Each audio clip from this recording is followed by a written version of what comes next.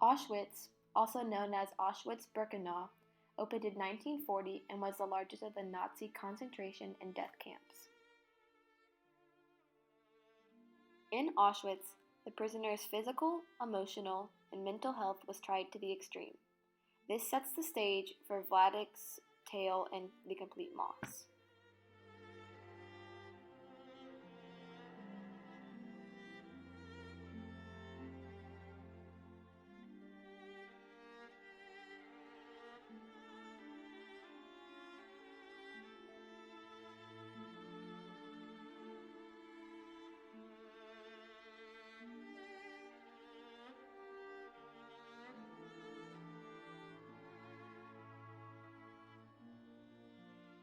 After the National Party gained power in South Africa in 1948, its all-white government immediately began enforcing existing policies of racial segregation under a system of legislation called apartheid.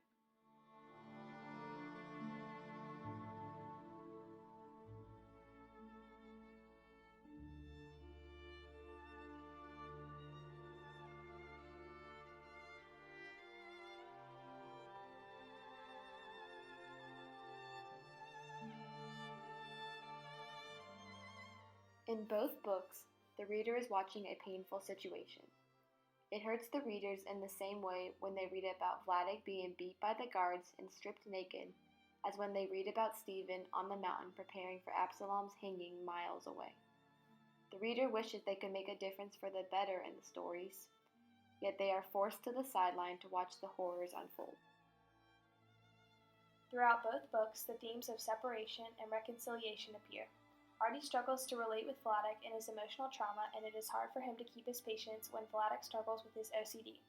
However, in the end, Vladek's horrifying account allows Artie to understand his father's past and rebuild their relationship for the future.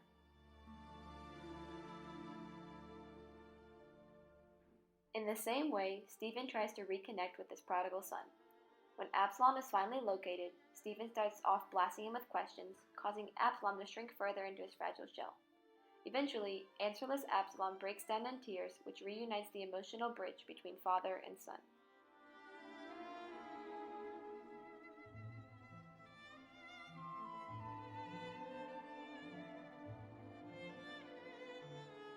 The Complete Moss and Cry the Blood of the Country each touch on the subject of survivor's guilt.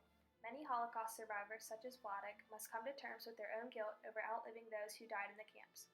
Similarly, Stephen is tormented by his own questions of whether he could have done more as a father to save his child from the wickedness of the world.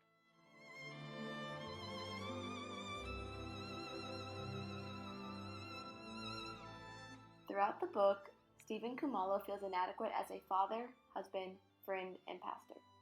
He struggles to cope with his guilt over his delinquent son, wayward brother, and promiscuous sister.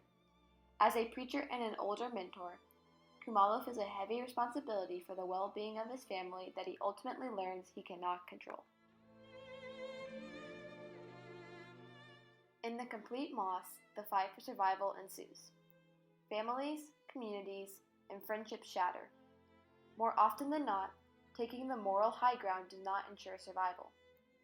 Many Jews, like Vladek, were forced into the choice of self-preservation or selfless bravery. Likewise, the city of Johannesburg teems with violent crimes.